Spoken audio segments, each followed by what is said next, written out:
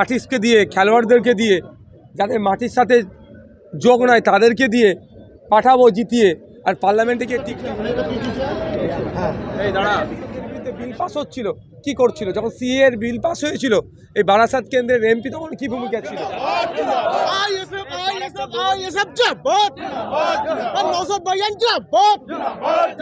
শাহজাহান শিবুরা, উত্তম হাজরারা কি অন্যায় করে মানুষের ভোট লুট করেছে, সেটা এখন যত দিন যাচ্ছে তত প্রকাশ পাচ্ছে।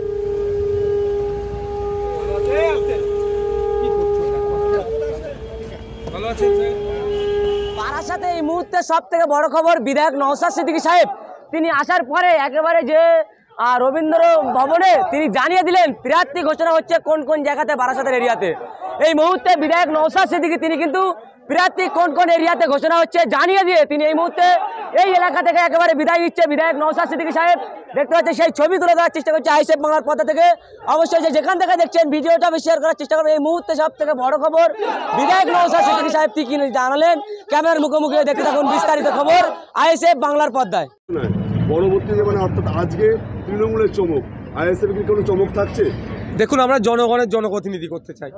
ওই যে সিনেমার আর্টিস্টকে দিয়ে, খেলোয়াড়দেরকে দিয়ে, যাদের মাটির সাথে যোগ নাই তাদেরকে দিয়ে পাঠাবো জিতিয়ে। আর পার্লামেন্টে গিয়ে টিকটক করবে, পার্লামেন্টে গিয়ে কোনো কথা বলবে না, সেই ধরনের আমরা দেবো না। আমরা জনগণের জনপ্রতিনিধি করতে চাই। সুতরাং আমাদের সাদামাটা পার্টি, আমাদের প্রার্থীও সাদামাটা থাকবে। তবে পার্লামেন্টের মধ্যে যদি আমরা জনগণের ভোট নিয়ে পাঠাতে পারি, কীভাবে পার্লামেন্টেরিয়ান হতে পারে, কিভাবে জনগণের কথা বলতে পারে, তারা দেখিয়ে দেবে। দেখুন, এখনও বলছি আমরা এই জন্য কয়েকটা দিন অপেক্ষা করছি। আমরা অবিজেপি, তৃণমূল যারা আছেন তাদের কয়েকজনকে আমরা প্রস্তাব দিয়েছি। তারা যদি আমাদের প্রস্তাবকে গ্রহণ করে, সেই জন্য আমরা অপেক্ষা আছি। আমরা ঐক্যবদ্ধভাবে বিজেপি এবং তৃণমূলের বিরুদ্ধে লড়াই করতে প্রস্তুত আছি। আর তা না হলে আমাদের শক্তি মতো হয়তো সব জায়গায় আমরা দিতে পারবো না। আমাদের শক্তি যেখানে আছে সেই মতো আমরা আমাদের দলের পক্ষ থেকে লড়াই করব। এখন তৃণমূল কংগ্রেস কাকে টিকিট দেবেন না দেবেন, কোন শর্তে টিকিট দিচ্ছেন, কি চমক থাকছেন, তাদের দলীয় ব্যাপার। বলছি, বারাসাত লোকসভা কেন্দ্রে বরাবরই যে দেগঙ্গা বিধানসভা, এই জায়গা থেকে সব থেকে বেশি লিড নেয় তৃণমূল, যেতে সাহায্য করে রাজারা। এবার আপনারা প্রার্থী দিচ্ছেন, সেক্ষেত্রে তৃণমূলের সুবিধা না অসুবিধা? দেখুন, কার সুবিধা অসুবিধা হবে সেই অঙ্ক কষার জন্য রাজনীতির ময়দানে আসেনি। আমরা জনগণের জনপ্রতিনিধি পাঠানোর জন্য রাজনীতির ময়দানে এসেছি। বারাসাত থেকে দাঁড়াতেন, দেগঙ্গার ভোট নিয়ে জিততেন।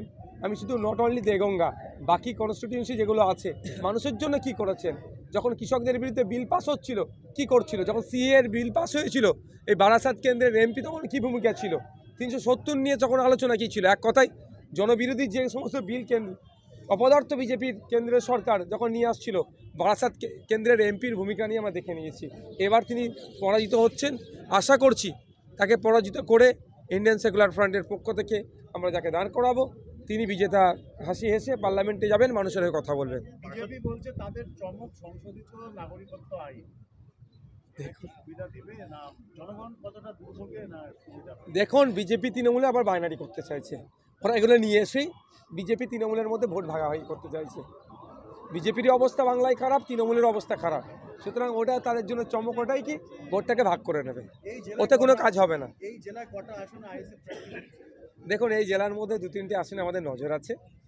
এবার জোট হলে জোটের ক্ষেত্রে একটু কনসিডারের জায়গা আছে, না হলে আমরা বসিরহাট আছে, বনগাঁ আমাদের নজরে আছে। না, দেখুন, আমাদের ওটা এখনও হয় না, ওটা আমাদের দলের কনফিডেন্সিয়াল বিষয় আছে। আমরা যারা আমাদের কন্টেস্ট করেছে তাদের মধ্যে থেকেও আমাদের যেমন ভাবছি, আবার আমাদের দলের ব্যাপ্তি ঘটানোর জন্য আরও বেশ কিছু নতুন মুখ নিয়ে আসছি যারা মানুষের সাথে লেগে থেকে কাজ করতে চাইছে। আপনারা বলেছিলেন যে বসিরহাটে যে সাংসদ হচ্ছে টিকটক করে, অভিযোগ এনেছিলেন, সেই কারণে কি সেই সাংসদকে বদলে দেওয়া হলো? দেখুন, ব্যাপারটা হচ্ছে সেই সংসদের ভূমিকা কি। একজন সাংসদকে জিতিয়ে পার্লামেন্টে পাঠাচ্ছে কেন মানুষজন? যদিও ভোট হয়েছিল না হয় নাই, শাহজাহান শিবুরা, উত্তম হাজরারা কি অন্যায় করে মানুষের ভোট লুট করেছে, সেটা এখন যত দিন যাচ্ছে তত প্রকাশ পাচ্ছে। তারপরেও সে যেহেতু তার কাছে এখন বিজেতার সার্টিফিকেট আছে না, তারপরেও বলছে গিয়ে লাভটা কি হয়েছে। এইবার যেমন নুসরাতকে দেয়নি, মিমিদিকে দেয়নি, তার পরিবর্তে এই ধরনের অখাদ্য কিছু দিয়েছে। মানে হাজিরুল দাঁড়িয়ে, সেক্ষেত্রে লড়াইটা কতটা কঠিন হবে? দেখুন উনি অবশ্যই একজন সিনিয়র লিডার, তো ওনার শরীর অসুস্থ শুনছিলাম, ওনার শরীর সুস্থ। লড়াইটা হাজি নুরুল সাহেব দাঁড়াক আর অভিষেক ব্যানার্জি দাঁড়াক আর মমতা ব্যানার্জি দাঁড়াক, প্রত্যেকের বিরুদ্ধে আমরা সমান লড়াই লড়বো আর প্রত্যেককে আমরা প্রতিপক্ষ হিসেবেই দেখি।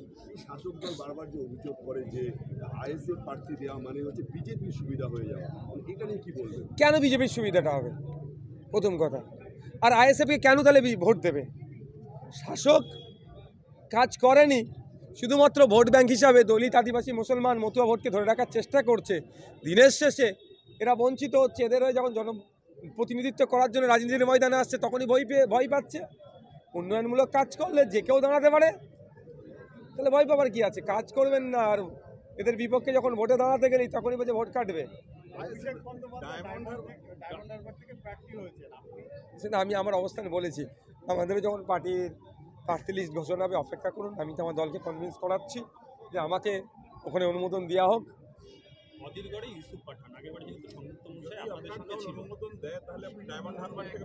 একদম 100% তো আমি অপেক্ষায় আছি, অনুমোদনের অপেক্ষায়। যদি এটা নিয়ে আলোচনা চলছে দলের মধ্যে।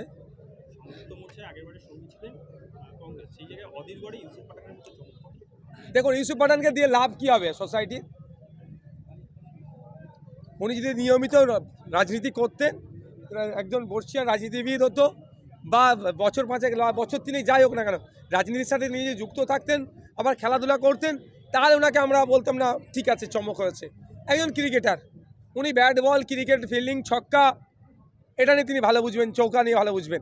হ্যাঁ, তিনি তার সম্মানের সাথে যুক্ত আছে। তিনি হচ্ছেন আইপিএলে রাজস্থান রয়্যালসকে তিনি চ্যাম্পিয়ন করিয়েছিলেন। তিনি দায়িত্ব নিয়ে আইপিএলে T20 বিশ্বকাপ প্রথম 2007-এ আমরা চ্যাম্পিয়ন হয়েছিলাম দেশে, তিনি ওই বিজেতা টিমের একজন সদস্য ছিলেন। এটা তার পরিচয়। তিনি রাজনৈতিক, তিনি আর কি আছে রাজনৈতিকভাবে ওখানে দেওয়া মানে আমার মনে হয় এগুলোই বুমেরাং হবে, ঠিক যে ধরনের নুসরাত আর যে ধরনের মিমি চক্রবর্তীদেরকে জিতিয়ে মানুষ ভুল করেছে। দাদা লাস্ট প্রশ্ন, সেটা হচ্ছে বসিরহাটে যদি আইএসএফ প্রার্থী দেয় সেখানে কি কোনো চমক থাকছে? সময় কথা বলবো, একটু অপেক্ষা করুন না, প্রার্থী দিচ্ছি আমরা। পাঠান বা এদেরকে প্রার্থী করা হলো, এটা কি অন্যভাবে বিজেপিকেই সমর্থন দেওয়ার সামিল নয়? দেখুন পশ্চিমবাংলায় বিজেপি যে 20টা সিটের লিস্ট বার করেছে আর তৃণমূল আছে 42টা। সিটগুলো দেখলে আপনারা বুঝতে পারবেন বিজেপি আর তৃণমূলের মধ্যে একটু ভাগ করাকরি হচ্ছে, কে কটা সিট নিবি বলে নেই। কারণ যেই কোনো এক বিজেপির এক একে তার দলীয় কর্মীরা তাদের কার্যালয়ে ভরে তালা মেরে রাখলেন, তাকে আহ্বান দিচ্ছেন। মানে আমি তাদের ব্যাপার কে কাকে দেবে, কিন্তু জাস্ট আমি বলছি লিস্ট দেখলে বোঝা যাবে কিছু সিট এরা ওদেরকে ছাড়তে চায় যে ওরা এদেরকে কিছু সিট গিফট করবে, এই তাদের বাইনারি পলিটিক্স বা এই ধরনের সিট সমঝোতা তাদের মধ্যে চলছে। বিজেপির চমক কি বলছি অভিজিৎ গঙ্গোপাধ্যায়? দেখুন এখনও তো তিনি ক্যান্ডিডেট ঘোষণা হয়নি। Thank you.